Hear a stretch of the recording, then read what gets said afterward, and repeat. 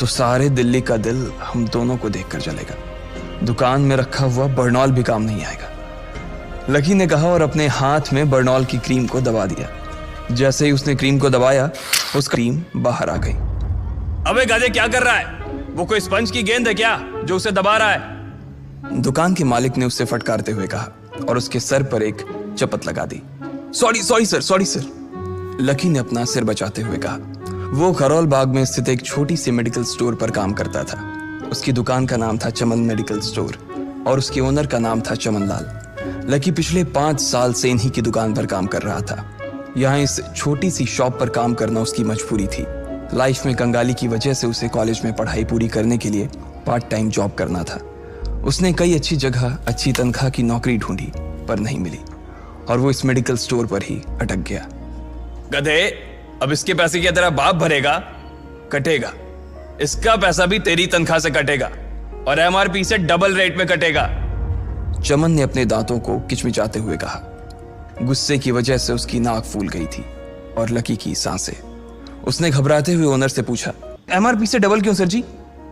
ताकि अगली बार से ऐसी कोई हरकत करने से पहले तू डबल बार सोचे।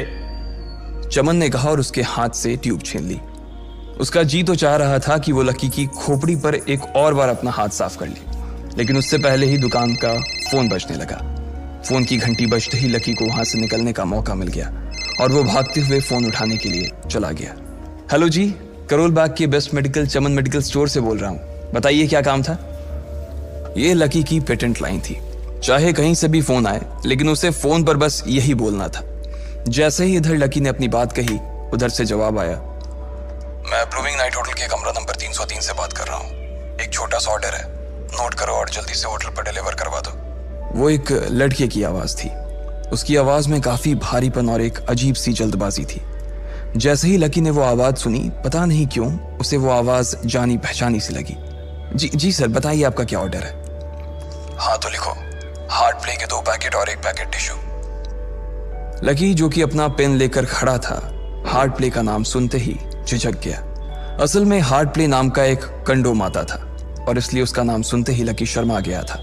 इतने साल से भी मेडिकल की स्टोर पर काम करने के बाद उसे इन चीजों का नाम सुनने में शर्म आती थी।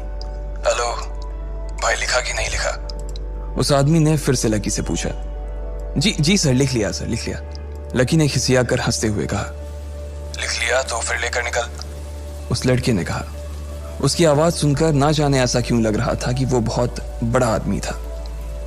जी सर, मैं सर, लेकिन सर बाहर तो बारिश हो रही है, लकी ने कहा। उसने देखा कि बाहर बहुत तेज बारिश हो रही थी। उनकी दुकान के सामने पानी भर गया था और तेज हवाओं की वजह से चमन मेडिकल स्टोर का बोर्ड भी गिर गया था। लकी को लग रहा था कि वो इतनी तेज बारिश में अभी एकदम से तो नहीं निकल पाएगा, तो उसने उस लड़के को समझाते हुए कहा, सर मैं ऑर्डर तो ले आऊंगा पर थोड़ा टाइम लग जाएगा, बारिश थोड़ी थम जाए आप। इससे पहले कि वो कुछ आगे बोल पाता, फोन पर लड़का बोल पड़ा। तुम्हारे मालिक को पता है कि तुम मल्होत्रा जी के लड़के को मना कर रहे हो? हाँ पता है, बारिश हो रही है, इसलिए सारा सामान अच्छे से थैली में पैक करके लाना और लेट नहीं होना चाहिए, समझे? उस लड़के ने कहा और इससे पहले कि लकी आगे कुछ कह पाता, उसने फोन काट दिया। उधर से लकी के दुकान का ओनर उसे घूर कर देखा जा रहा था। लकी के हाथ में पेन और पेपर देखकर ही वो समझ गया था कि उसके पास कोई ऑर्डर आया था। आज वैसे भी इतनी बरसात होने की वजह से सुबह से इक्का दुक्का ग्राहक ही दुकान पर आए थे। ऐसे में उसकी दुकान का मालिक एक भी ऑर्डर को छोड़ना नहीं चाहता था। वो लकी को देख रहा था और लकी बारिश की ओर देख रहा था। बारिश का बहाना नहीं चलेगा, जाना पड़ेगा, चमन लाल ने कहा। मैं बहाना नहीं कर रहा सर, थोड़ी बारिश धीमी हो जाए तो मैं चला जाऊंगा। अभी आप खुद ही देखिए कितनी तेज बारिश है। वो पता नहीं कोई मिस्टर मल्होत्रा का कोई बेटा कुछ ज्यादा ही जल्दी में था। मैं साइकिल से तो पहुंच नहीं पाऊंगा इतनी जल्दी, लकी ने उनकी ओर देखते हुए कहा। क्या कहा? मिस्टर मल्होत्रा जी का बेटा? तू मेरी दुकान बंद करवाएगा क्या? अभी क्या भी निकल उनका ऑर्डर लेके, वो हमारे बहुत पुराने कस्टमर है, चमन ने कहा। पर लकी ने कहा ही था कि चमन बोला। पर कुछ नहीं, तू मेरी मोटरसाइकिल ले जा, उसने गुस्से में कहा। अरे सर जी, 200 के ऑर्डर में मुश्किल से 40 रुपए बचेंगे, इससे 3 गुने का तो पेट्रोल ही लग जाएगा, और अगर गाड़ी रास्ते में बंद हो गई तो अलग से खर्चा, लकी ने समझाते हुए कहा। वो जानता था कि उसका मालिक इन सब बातों पर ध्यान नहीं देने वाला।